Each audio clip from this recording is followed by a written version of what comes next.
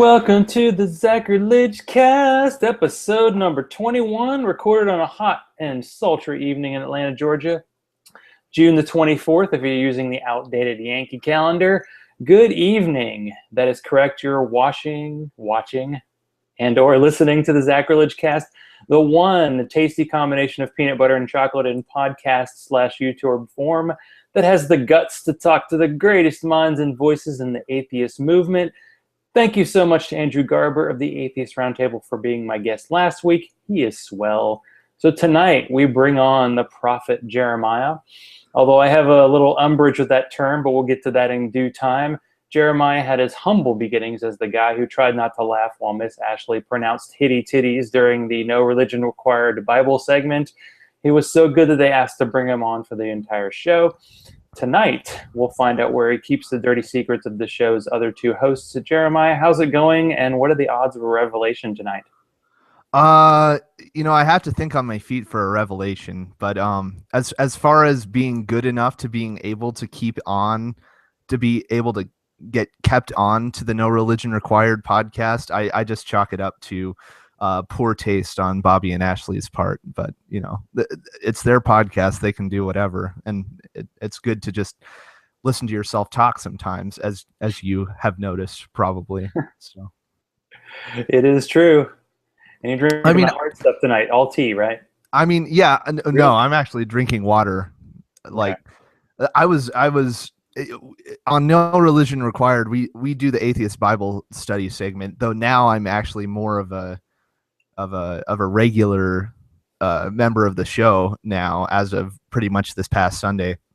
But we used to just drink because it's the joke that you're reading the Bible, and who wants to, it just drives you to alcoholism, which is pretty accurate for the Bible. But after a particularly bad episode, I decided to lay off the alcohol, and now I just stick to tea, and that's real tea, Bobby and Ashley, not that fake sweet stuff that you guys are so happy with in the South. So.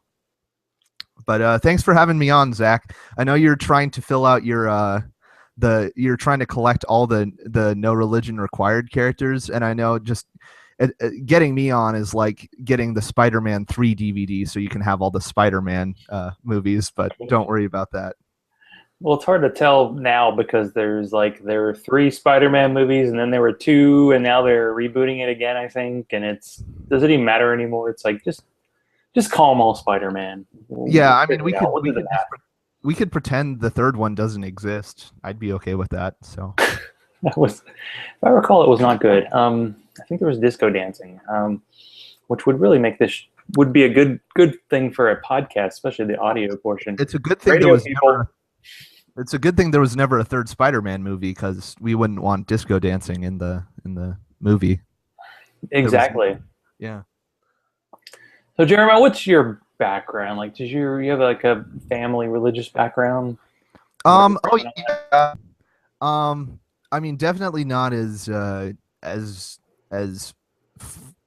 maybe I don't want to say fundy, because I don't know how fundy Bobby and Ashley's parents were, but definitely a lot more liberal family members, but very religious. My grandma on my mom's side's cafeteria Catholic, self-described.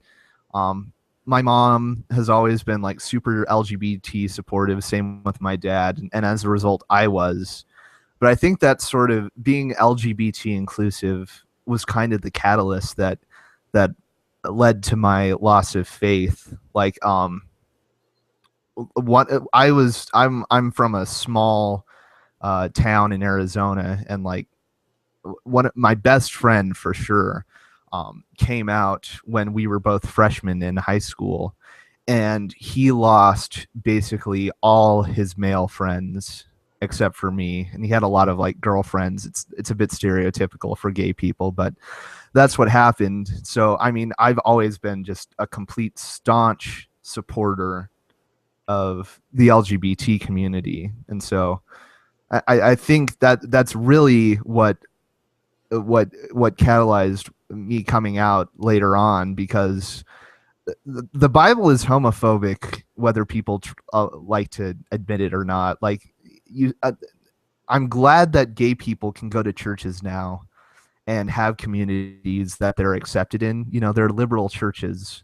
There are like gay churches now, and they're like, you know, Jesus loves everybody and God loves everybody, and I'm happy they have a community and they're not being kicked out of something they don't like. But I think the Bible is unequivocally homophobic, and I think in coming to terms with that, you know, I looked at the Bible and I you know, I categorically, I was always a liberal believer. So I always, you know, I always knew evolution existed. So Genesis was out and Leviticus was out. Like I just didn't care about those. But like once it came to like actually analyzing what I believed, I had to like have a justification for picking and choosing. Like, you know, I was like, okay, Old Testament books are out. But then Paul says some really shitty things about, you know, man lying with Everybody. man. Yeah, well, it's Paul. Like, yeah. But then you look at Paul and it's like, well, I really don't agree with this either. I don't think an all-loving God would endorse this. I don't see how any all-loving God could endorse this. So I was like, okay, just the Gospels, right?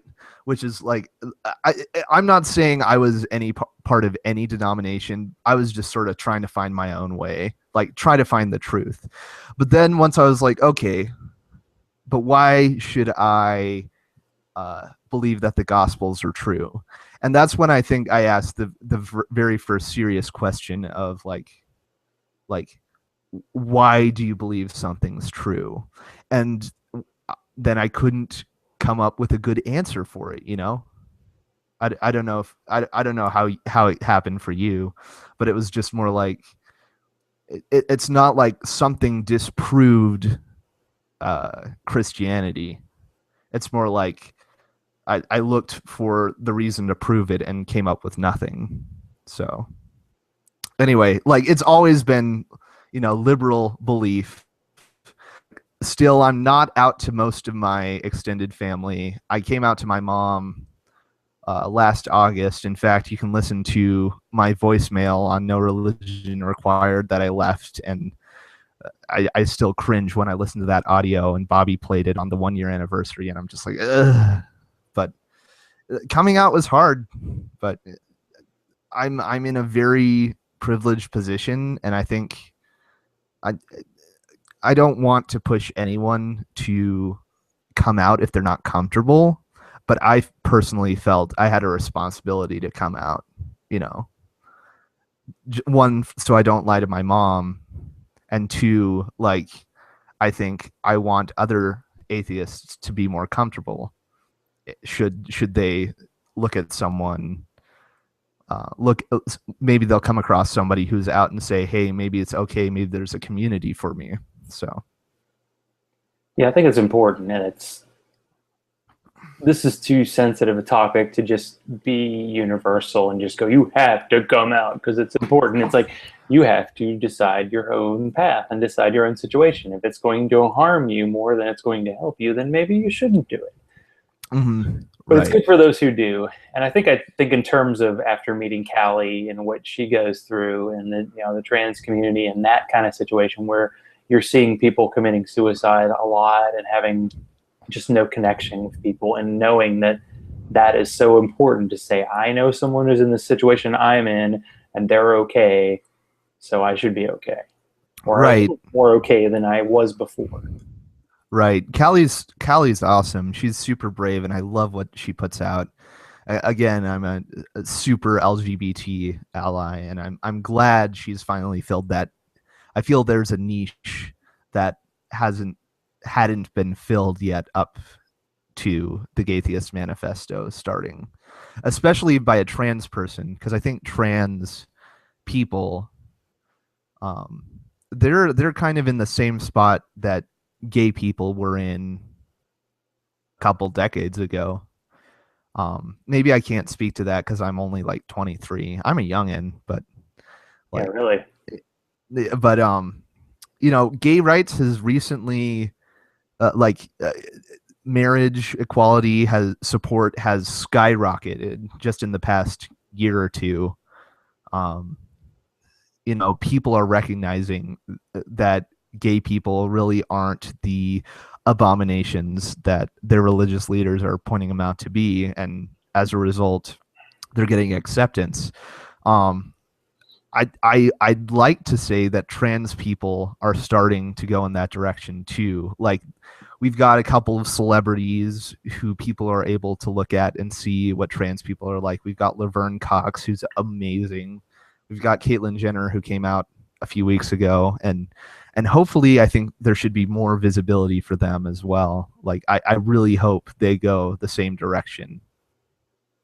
Yeah, my antenna is definitely up because there was a article I read a couple days ago about a trans woman who was like a former Navy SEAL who's actually like running for political office in I think Virginia. And it's like Mm-hmm. that is a hell of a story right there. Yeah, I mean, Put it all together, it's great. I think visibility is super important. I guess the LGBT community, even when people are like, go LGBT, I'm an LGBT ally, they a lot of the times, for no faults of their own, they don't really seem to understand what the T means. And even as a straight cisgendered male, like, I had no clue what it meant at first, even when I was getting into the more progressive social justice side of the atheist movement. Like, I heard people talking about trans people, and I'm ashamed to say I was just sort of like, yeah, cool, those people are, they can do whatever they want, they can choose to be the gender that they aren't really. But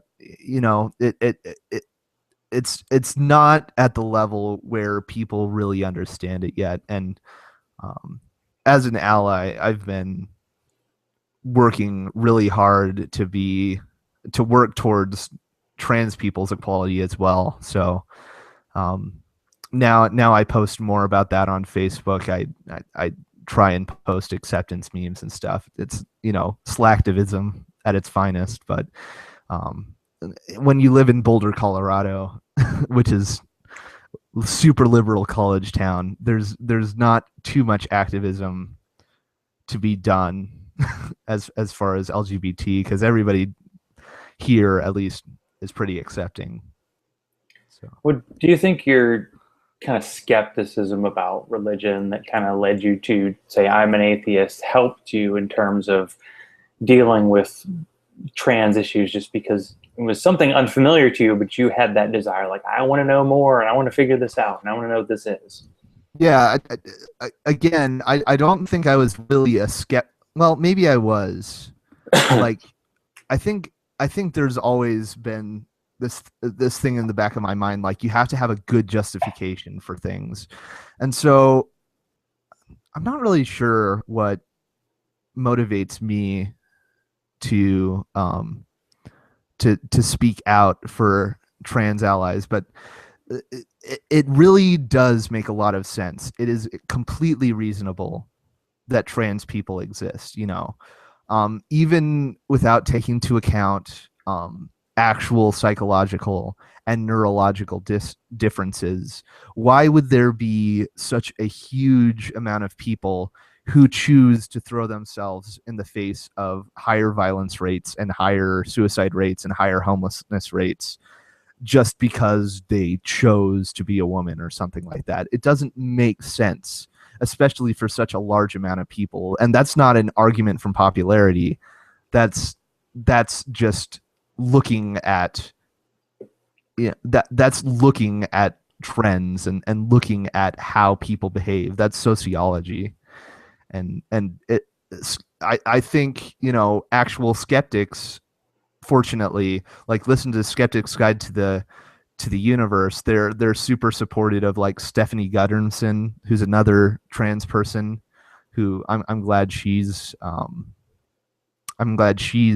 visible now as well to some extent. You know, and those guys are just like a bunch of white dudes, and so it's cool that there is that acceptance within the skeptic community. I hope you'll agree that you know, I heard the Gatheist Manifesto episode recap from ReasonCon, and one of the first things Gene said, unfortunately I wasn't at ReasonCon, one of the first things that Gene said was apparently it's reasonable to accept that transgender people exist and they are the identity that they identify as. So I completely think it's, as a skeptic, it's you know, you come to the conclusion that the evidence best supports, and I'm all for listening to people's experiences. I think everybody should listen to each other's experiences, but just looking at the data and the numbers, it's completely scientific, you know. Well, I know you're not really much of a sports fan, but if someone tells you they're a Denver Broncos fan, you take them on their word. So you just go with them. You don't say, Yeah. "No, you were born a fan of the Baltimore Ravens, so that's what you are. You can't change because that's how you are." And you're not that way. You're like, okay, that's okay. Let's go with it, because everybody's story is interesting. That's why I do these interviews, because everybody's got their own journey and their way they're traveling. You got to be supportive, because you know you're struggling sometimes and you want people to help you, so you want to be supportive of other people when they have struggles that you can't even comprehend. Right. Yeah, no, it's about time people listen to white males, right? Am I right? Yeah. Right. And I feel really hypocritical a lot of the time, because, you know, I tell people, you know, you should listen more to you know, you need to listen to the marginalized groups that you're crying out against, but at the same time it's me. And so I've tried to like you know, like, for example, the last two episodes of No Religion Required have been about black violence. There was the McKinney case 2 weeks ago where the police officer pulled his firearm on a bunch of black kids at a pool, and then last week was the Charleston shooting where a obviously white supremacist attacked a black church. And then now it looks like this coming week Bobby wants to talk about the Confederate flag. Does it represent racism? And you know, I told Bobby, you can see it on Facebook, it's like, you know, Bobby, we need to get a person of color on our show, because it's three white people. Not that it's a bad thing for us, but you know, we need to elevate the platform for marginalized groups and minorities. You know, as somebody who has the privilege of having that platform, Bobby, I don't think I needed to tell Bobby that. That's just my opinion. I think he would do that anyway, because he's a pretty cool guy. So. Well, you want to recommend someone who's local to Atlanta, Andisa Thomas. Mm-hmm. And if you listen to, well, of course, you're in the secular media group, so you have to listen to all the podcasts. Surely, recently, Phil Ferguson had Jeremiah Camara on his show, and he actually was in Atlanta when there was the Coalition of Reason, and he does a really good YouTube series as well, talking about the Black community and their odd attachment to the Christian church. So yeah, it's you do want to diversify if you can, if you want to have an expert. Like 1 week, the Four Wrath podcasters out of Wyoming, they were talking about trans issues, and they mentioned it on Twitter, and they got Callie on, and it's like, oh, good, we get someone who can actually talk about this, who has this experience. Right. It's important to do it. It's like, it's important to reach out and not be exclusive and say, yeah, we got this. It's like, hey, help us out. Right. And I think actually Bobby and Ashley have done a great job of doing what they do, because there have been a couple of times where I disagreed with the vocabulary that they were using.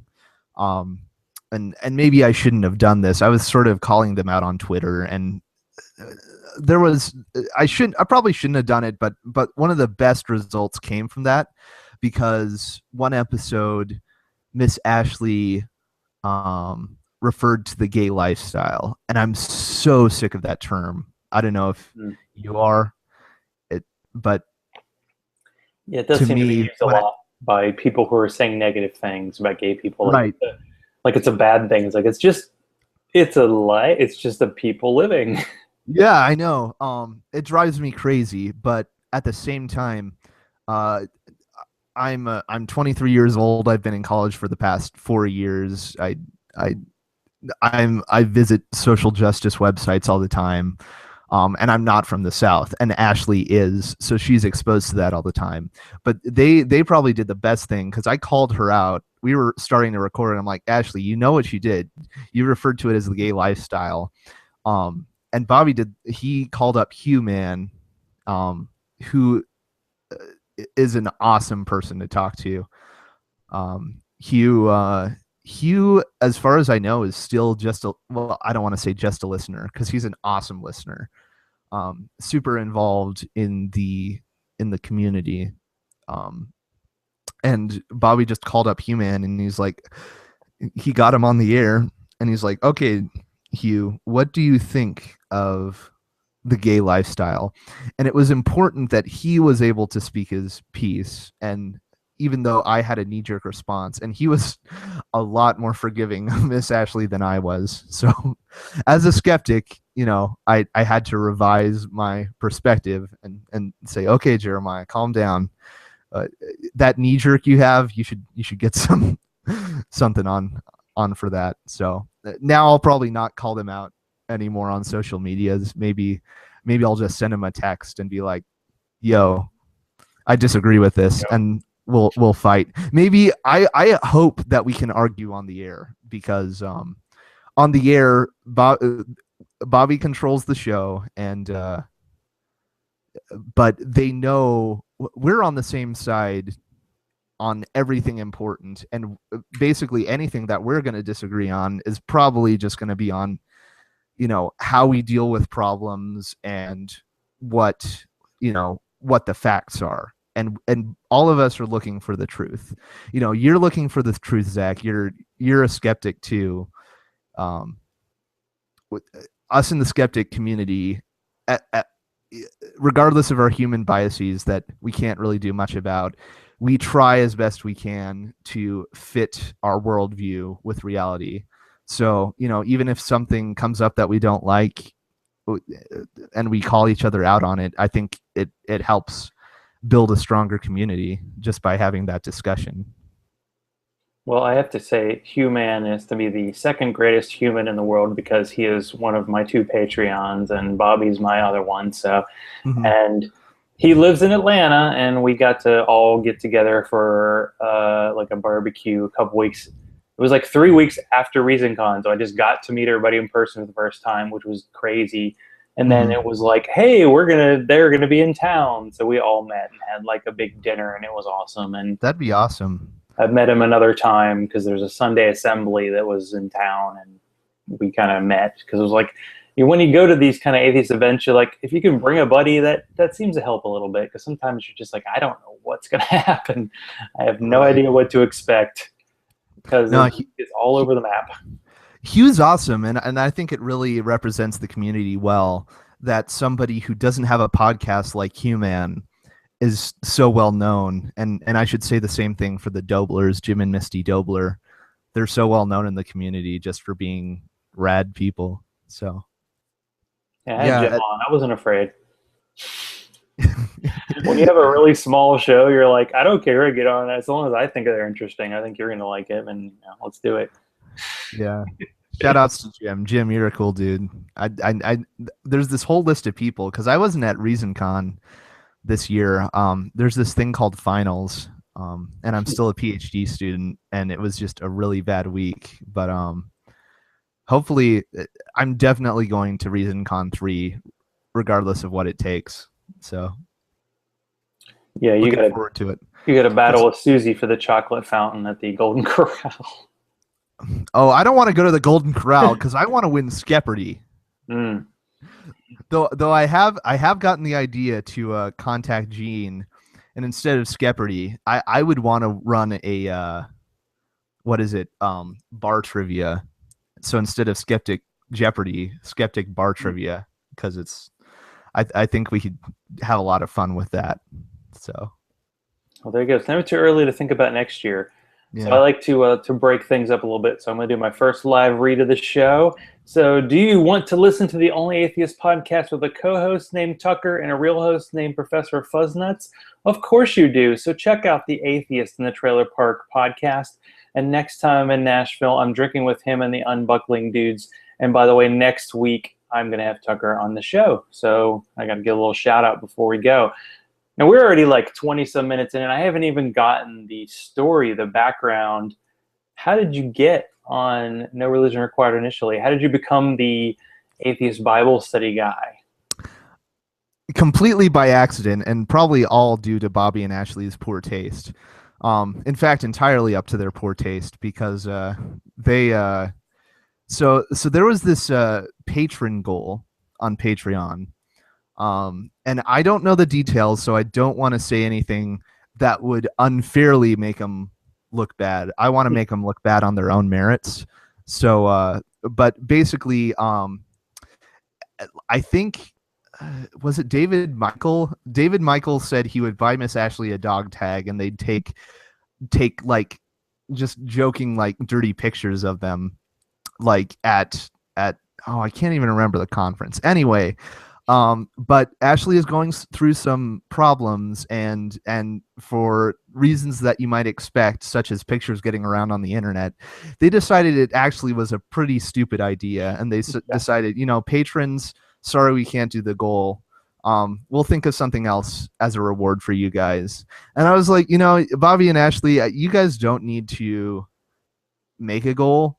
Like, you don't need, sorry, it's good to have goals, but you guys don't have to have a reward for us because the show is reward enough. But I was like, they're still a pretty small show, and it'd be cool to talk to them once. And I was like, hey, mind if I just talk to you for a few minutes? And Bobby's like, that's an excellent idea. Again, showing his lack of judgment.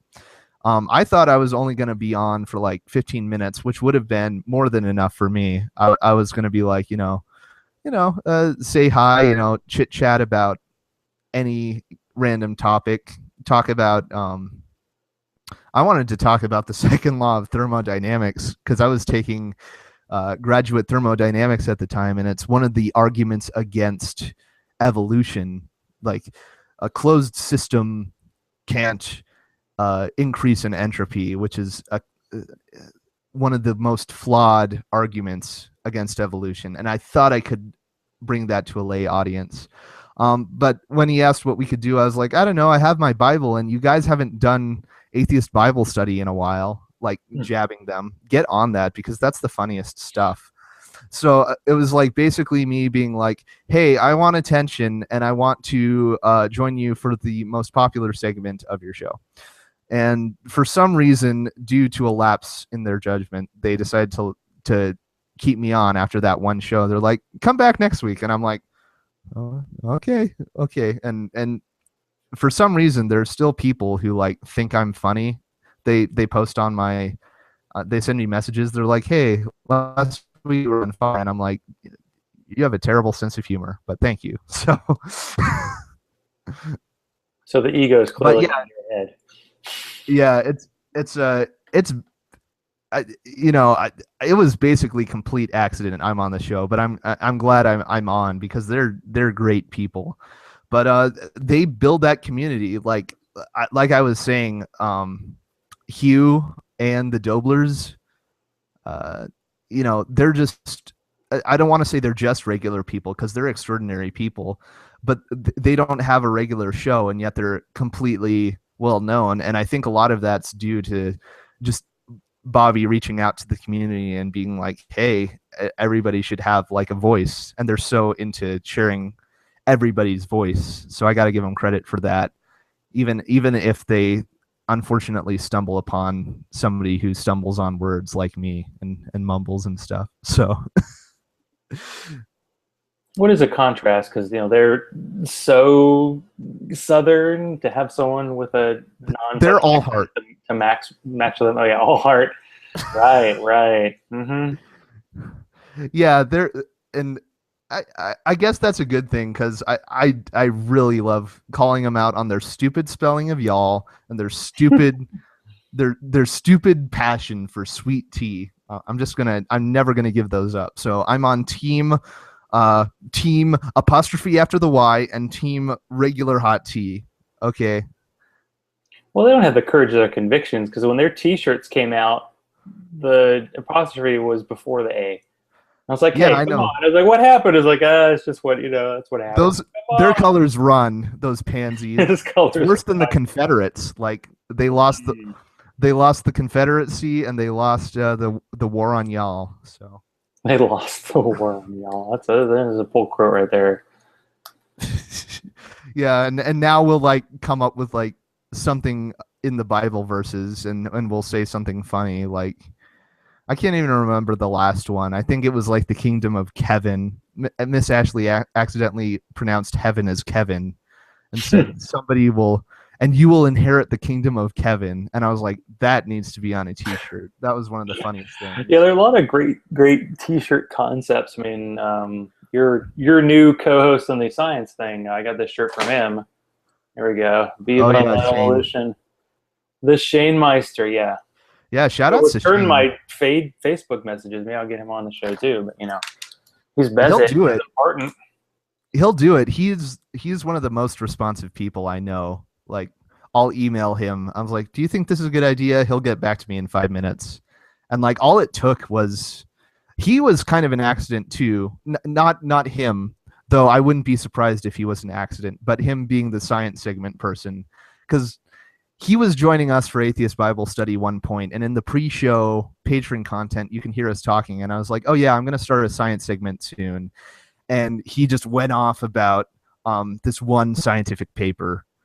Shane Thrapp, by the way, if we haven't been clear, Shane Thrapp of Forsyth Area Critical Thinkers went off on this one scientific paper that demonstrated that the universe could have been existed for all of it infinity time or something like that. And Miss Ashley is like, hey Shane, it'd be a good idea, you should join us for the science segment too. So hopefully he stays on because he does all the work. I'm like the Tom of cognitive dissonance, but I don't do any of the work for Atheist Bible Study.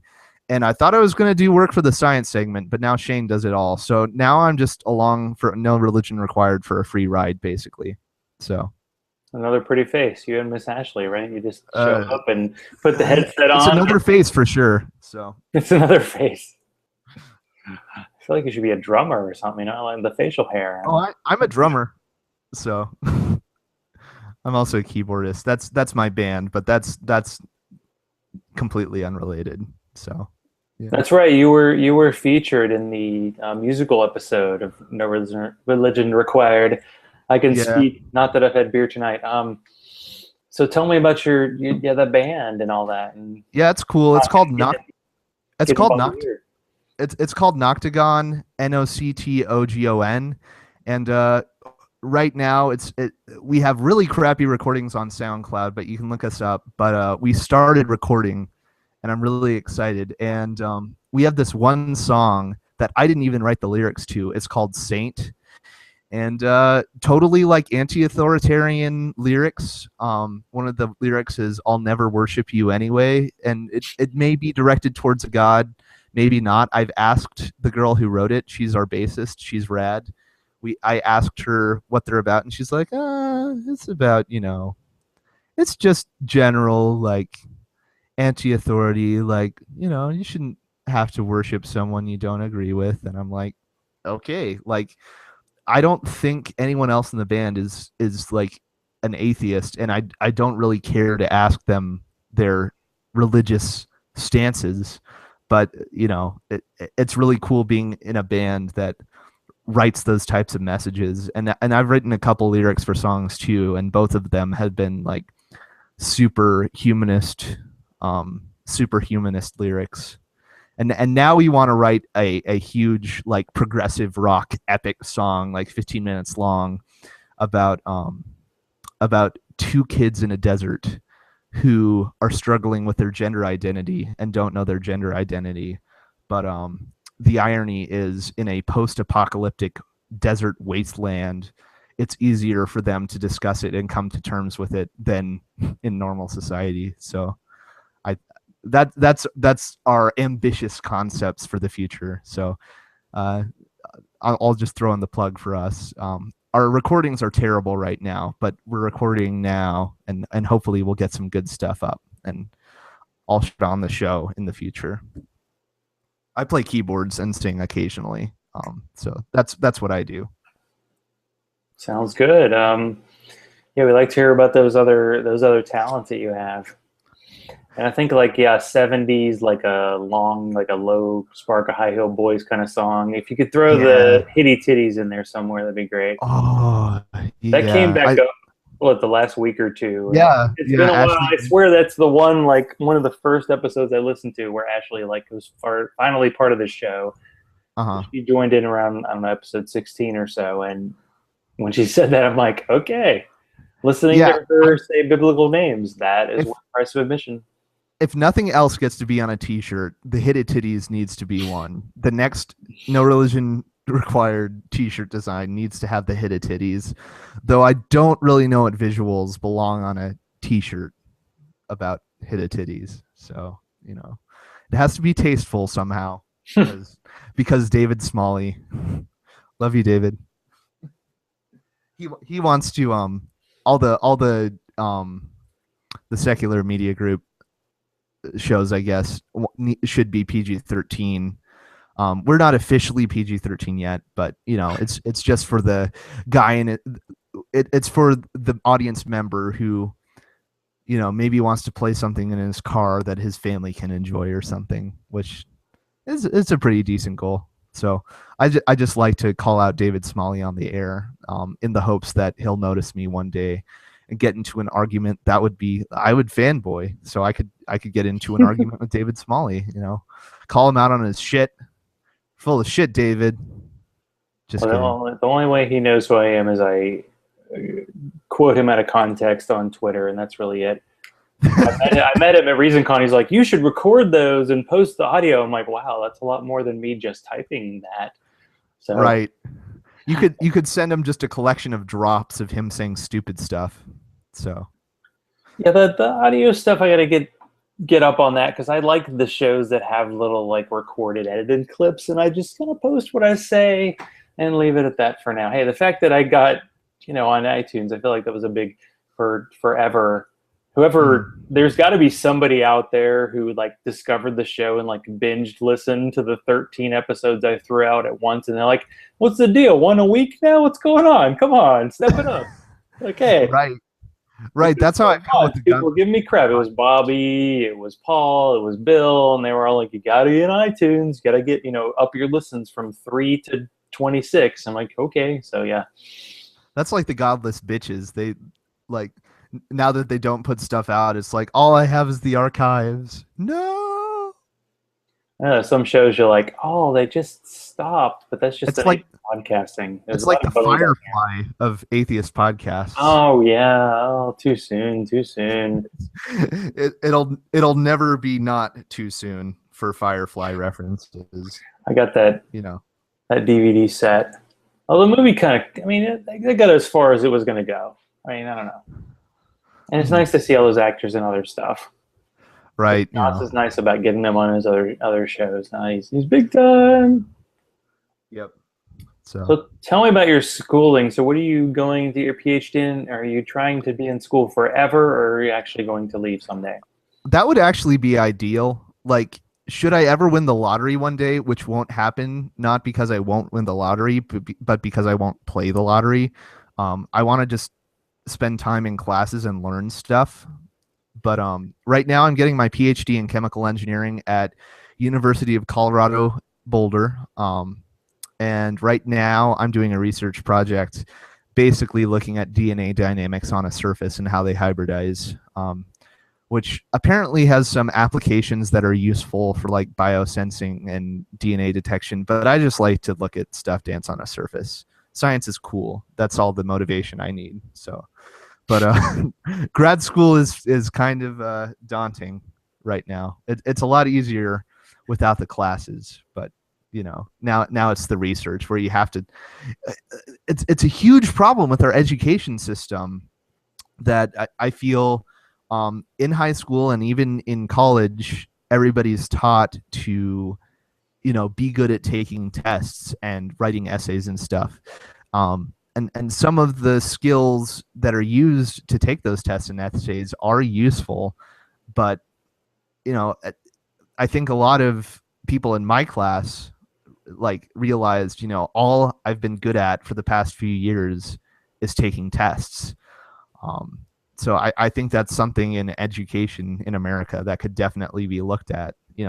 Standardized testing could potentially go away. Like you look at European schooling methods, and they don't even have standardized tests in like Finland, and they're outperforming us in high school. So stuff like that, I think if we're going to create a more skeptical and critically thinking society, a lot of it starts with school. And when you teach kids to vomit facts back at you, that's not critical thinking. That's basically what, that's what religions do. So I think we need to work with that soon.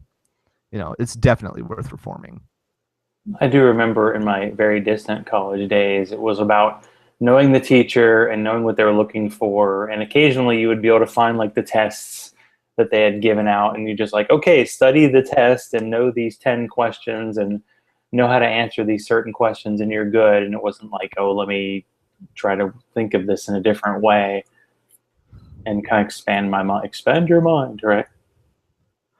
Right. And I mean, strangely enough, that might be preparing them for the real world if a student gets the idea that, to be good at life, you have to suck up to people, which is ironically pretty indicative of how real life goes, sadly enough. But I'm just going to be a Debbie Downer right now about that. You sucked up to Bobby and Ashley. Look where it got you. Yeah, I know. See, any random douchebag can get on a show. So here's my advice to anyone listening who's not a podcaster yet. Find a small podcast, even if you think you don't have any talent like I don't. Just ask them to hey, mind if I come on? And they're always looking for guests. Like you're feeling the struggle now, right, Zach? You're like, who am I going to get on in a few weeks or something, right? Who am I going next? Well, actually, I have next week, but 2 weeks, yeah. 2 weeks for me is really pushing it. Yeah, so Planning. Not my just find something, and you can freeload yourself to get yourself on a soapbox like I did. So the idea is to be like a second banana where the other person does all the work. So me doing a show by myself was not the brightest move I've made in my life. But well, maybe if you convince your wife, like Bobby convinced Ashley, just I'm not telling you need to, but if you want to co-host, sure you do. Well, she'd probably blow me out of the water in terms of content, but she's working on her thesis right now for her master's. So yeah, that's what's happening. English, cool. So she is finishing up during the summer, and it's like, oh, go to the PhD. It's like, can we just stop? This is good for now. Get out while you can. Get out while you're young. Tell her this grad student you had on tonight says get out while you can. Though it's actually, I would take it over any industrial job in engineering. So whatever. That's what I heard when I got my degree in journalism from people who actually were working in the industry, which there aren't many left. So they knew what they spoke of. So as we get to the 40-ish minute mark, we'll get to our live read number 2. He combines finances, cursing, and interviews, and he is the big bucks behind the atheist industrial complex. Phil Ferguson. Listen to the Phil Ferguson Show. I think he's on your network, and I don't believe he's PG-13. He likes the curse. It's kind of funny to hear him go. Yeah, I'd like to get on his show for the sole purpose of being able to swear the whole time. So we used to do it all the time, but now stupid David Smalley wants us to stop. Yeah, but PG-13 movies, you can say shit, and you guys beep shit. Well, Bobby sometimes will miss one in the whole show. Right. I think you get Trying to one just, swear word per show, so maybe I'll hold that over Bobby's head. I'll be like, "Hey, Bobby, oh, intro." especially in the live show. Yeah, you're like, oh, hey, I I'm can't like, control what's coming out of this thing. right. Going. I'm It'll be like a gun to his head, but instead of that, it's my fat mouth that says stupid stuff for 3 hours now. So, but I could just be like, Bobby, hey, uh, each PG-13 movie gets like one use of the word fuck in it. So, do you know what I have to say about that, Bobby? And he'll be like, what? And I'll just say, fuck. And then he can't use it anymore. So there. Yeah, he can't. So does he do? He doesn't do 7 second delay, right? He's like got the finger on the. I don't know if he could handle it.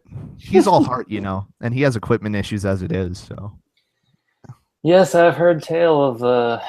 But it's funny when you meet him in person. He's like, I don't know, what are you talking about? He's very defensive, so that there might be some, just. no, I'm just talking shit about him while I can, because otherwise he'd just mute me. So I know he's listening. I know he's watching right now He too. doesn't pull the David Smalley and like fake fire you every episode. Like that happens on Dogman Debate all the time. I mean, he might do that soon. He might just like fire me on the next episode, which would be okay because like the show would probably improve once he fired me. So, um, but no, I'm just gonna call him out while he doesn't have a chance to defend himself on the air right now. So, love you, Bobby. It's perfect.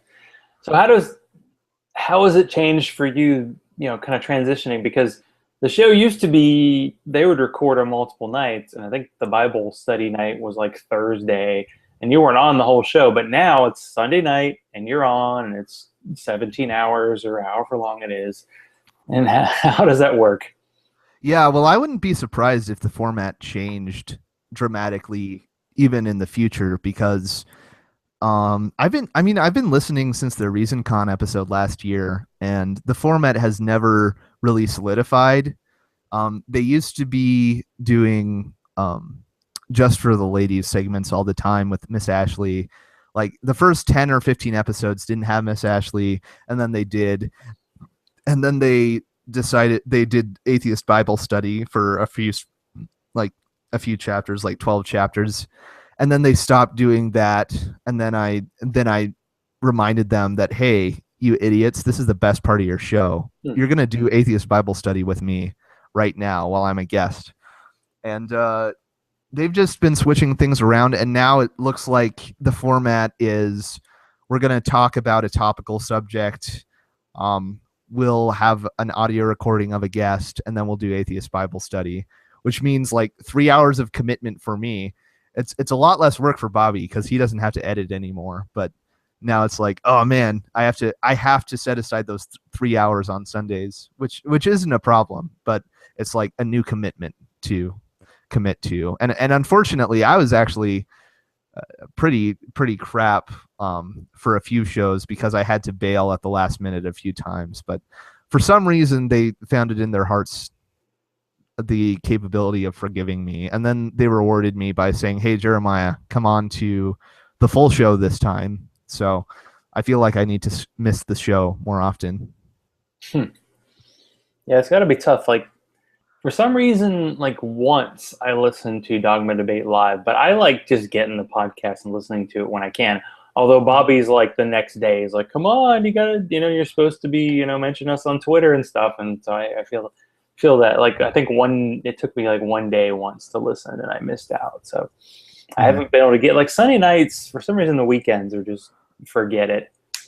And I've noticed atheist podcasts are of two kinds: ones that are actually during normal hours and the ones that are super late, like the one Shujin does that starts at like 12:05 a.m. on Sunday morning. I'm like, I'm never going to be there because I can't be awake then because I'm not young.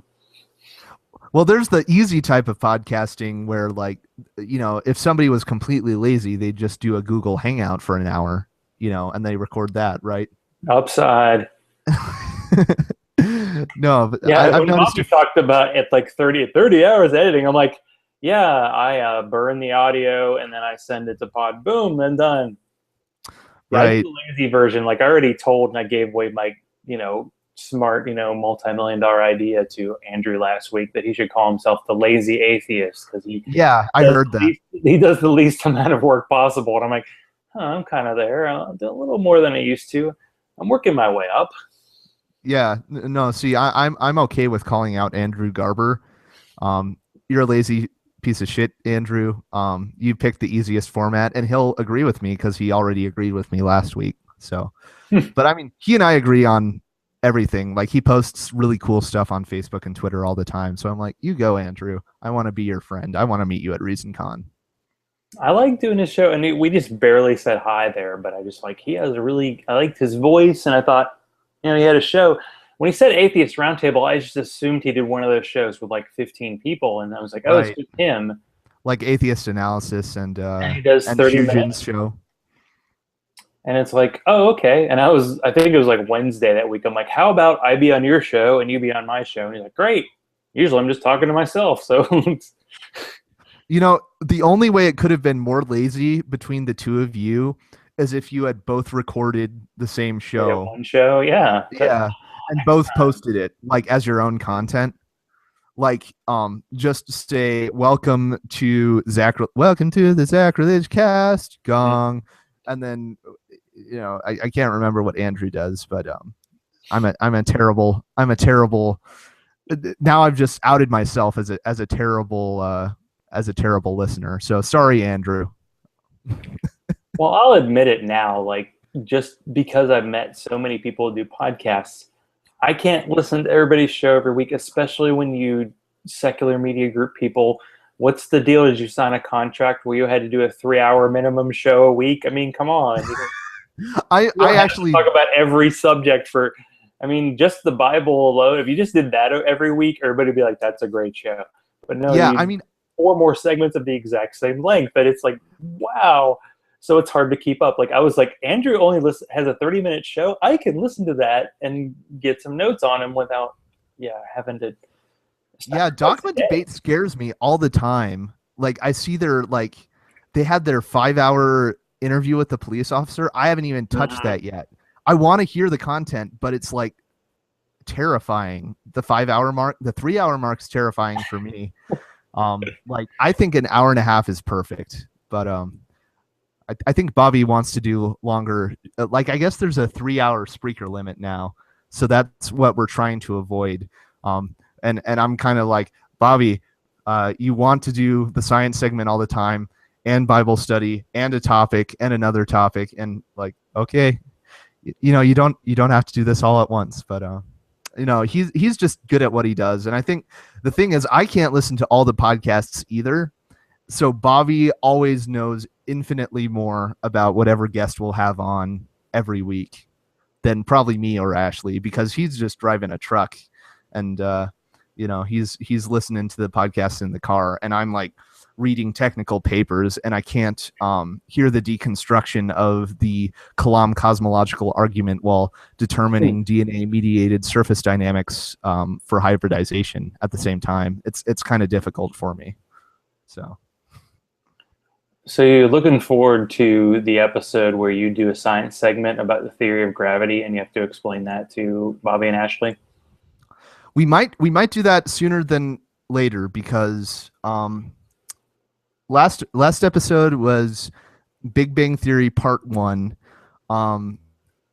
It took a long time. Well, we want to do 30-minute segments, and it took us 30 minutes to explain how 1 second passed by. What happened? So we've got a few more. We've got a few more seconds to go. But one of the things we brought up was the fundamental forces, which are there are 4 fundamental forces in the standard model of physics, and gravity is one of them. And we keep bringing them up, but we're like, Shane and I already set aside 1 episode to talk about it, and we're like, we're gonna have to bring it up because we keep bringing up these forces, and it just doesn't mean anything when we say all the forces do this or all the forces separate or something. So, but it's fascinating when you look into the standard model. I'm really looking forward to that episode because I geek out over all that stuff. I'm probably the only person on the planet who has a chemical engineering degree who's regretting his life because he didn't get a physics degree. So Wow, go for two. I could. I'll do that Like, take a few when I years. win the lottery. So would the fifth fundamental force be your beard or not? You know, the fifth fundamental force would be like the force, and I'm not talking about like the prequel force. I'm talking about old school like lifting X-wings out of swamps Yeah. force. That's a pretty cool force. I'm pretty sure it deviates from like electromagnetism and like the nuclear forces. So I don't maybe it's prophecy though. I can't be put on the spot because I'm actually, I'm pretty crap at prophesying anything because I can't tell when I'm not going to be on the next week for Bobby to be like, we need to get somebody else.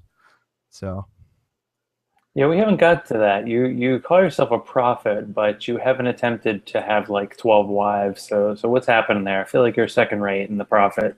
yeah, I could be better. Like, I don't even have a girlfriend. But His girlfriend is the podcast.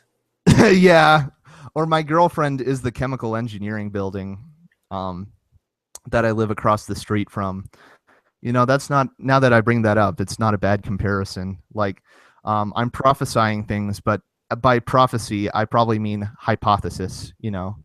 So, my hypothesis is that when I put this DNA on a surface, it's not going to behave like I'm not going to be able to use my microscope today. And it turns out I'm pretty accurate because my experiments keep on failing, as grad students' experiments tend to do when they start out. So, but which doesn't bode well for a grad student. But as a prophet, when I'm able to predict it with high accuracy, um, I would say I'm not a poser at all. Though I still have to get multiple girlfriends, and turn them all into my wife. So That's right. So as a podcast fly on the wall, I hear rumors, and tonight I have a great one. So I hear there is tension on the No Religion Required set, and it's kind of steamy. So what's happening between you and Myrtle? Myrtle.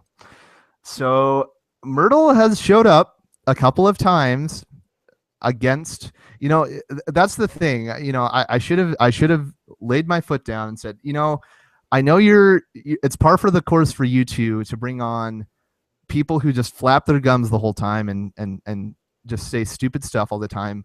But I think you need to draw the line at Myrtle, because Myrtle is the most annoying, like super, like it's everything that embodies my hate in what people's like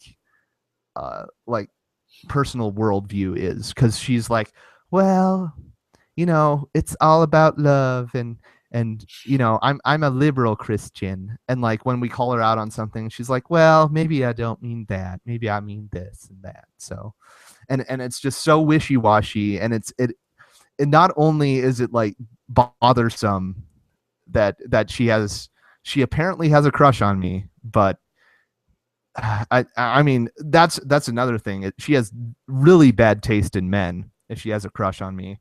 But again, it's the sort of like not a strong stance on any worldview, like any position, just sort of like, oh, we just need to get together and get along and coexist.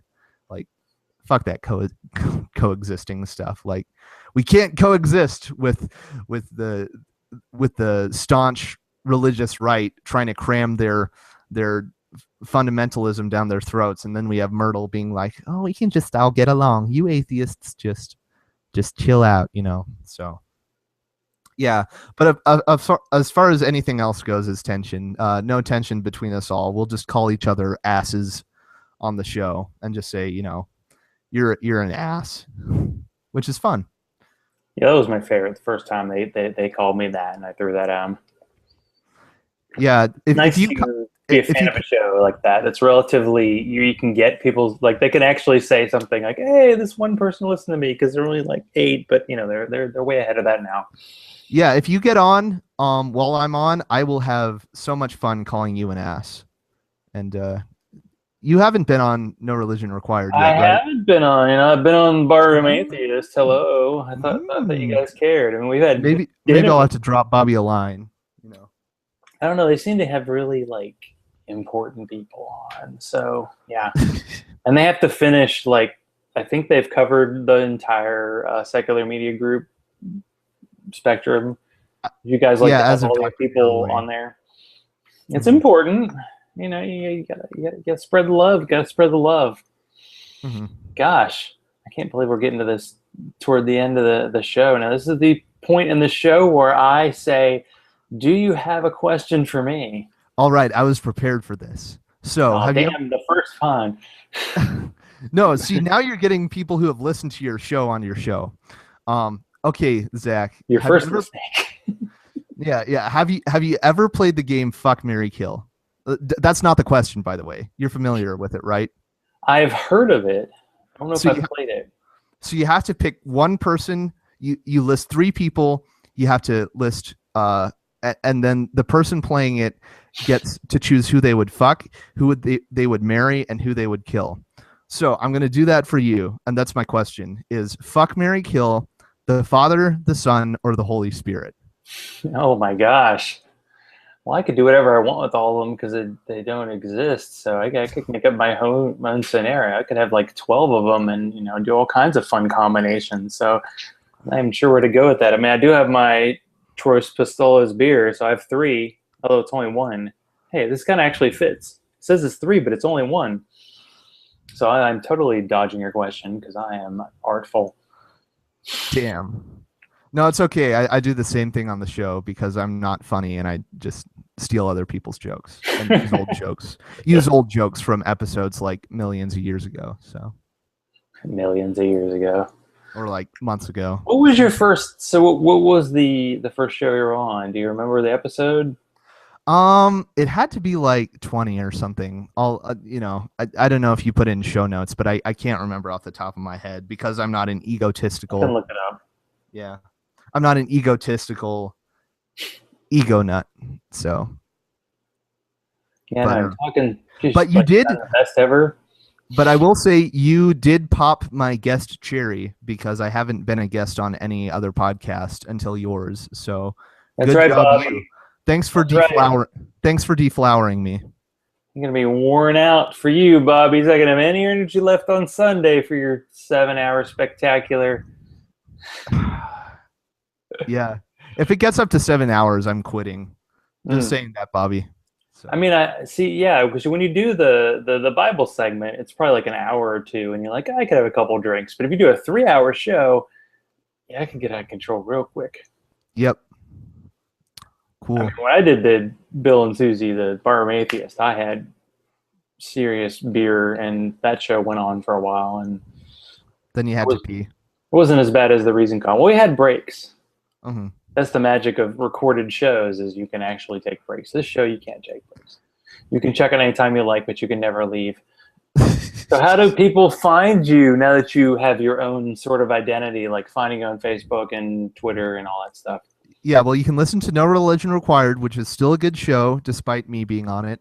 But for me, you can find me at the Prophet Jeremiah on Facebook, on Twitter, at NRR Prophet, and for if you want to email me, all the hate mail gets sent to me, and apparently our show is great because I don't get any hate mail, and that's nrrprophet@gmail.com. So it's great. Straightforward. So for me, you just look right there. Zachrilege, that's on me on Twitter. Zachrilege cast page on Facebook. You can give me a 5-star rating on iTunes if you really love me. Follow me on iTunes, Spreaker, and Stitcher. So Jeremiah, thanks for being on the show tonight. It's been a lot of fun. It's been enjoyable. It's been a pleasure for me. You got a quality microphone and all that good stuff. Yeah, and, you deflowered me. I think I need a cigarette now. So yeah, I know, the night is young. So, yeah, thanks everybody for listening. Going to have Tucker from Atheist in the Trailer Park next week. Hopefully, Professor Fuzznuts will show up because we know who the true talent is on that show. So we're just going to say good night, everybody, and just keep thinking, be skeptical, all that good stuff. So good night.